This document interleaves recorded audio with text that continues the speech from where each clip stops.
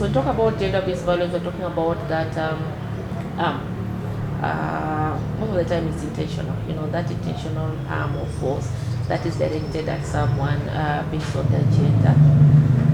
And normally, it's normally based on societal norms, because we realize it's normally geared towards people who are vulnerable.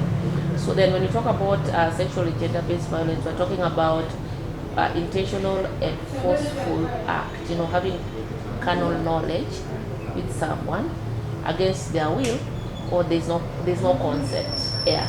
And normally also geared towards people who are vulnerable.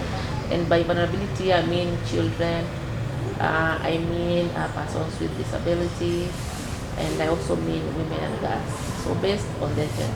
Sexual and gender-based violence is actually violence or brutality that is psychologically, physically, emotionally, spiritually abusive.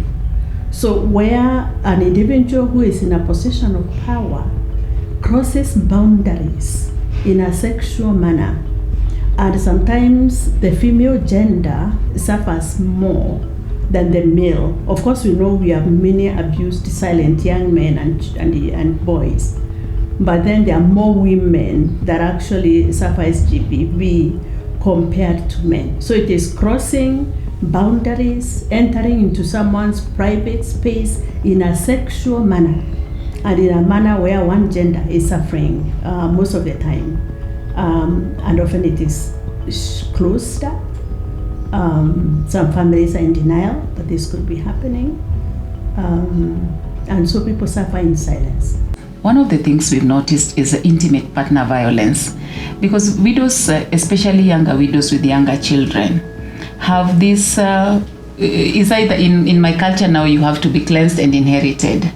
But even beyond that, when a woman is left with children when she is a young woman, there's always a need to, in a country where unemployment is so huge, there's always a need for an economic support.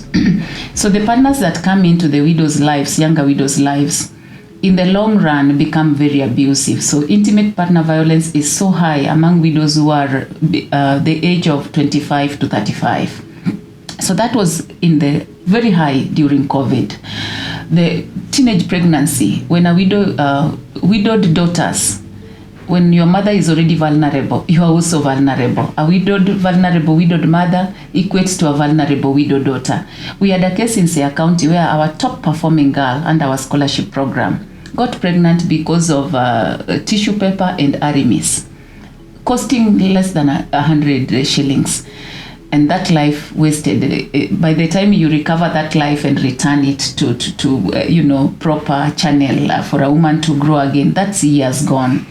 So vulnerability because of poverty. Poverty drives people to go into these abusive marriages. First and foremost, because SGBV is basically a control issue. It's a power relations issue, and that is part of it's caused by part of our negative socialization, because you find that the way we are socialized, we tend to place certain genders or certain persons or put certain perspectives on certain actions, so that whereas, for example, we all know as adults that sex is a beautiful thing, it is a God-created thing, but we decide to place it in a point in society where we diminish its value.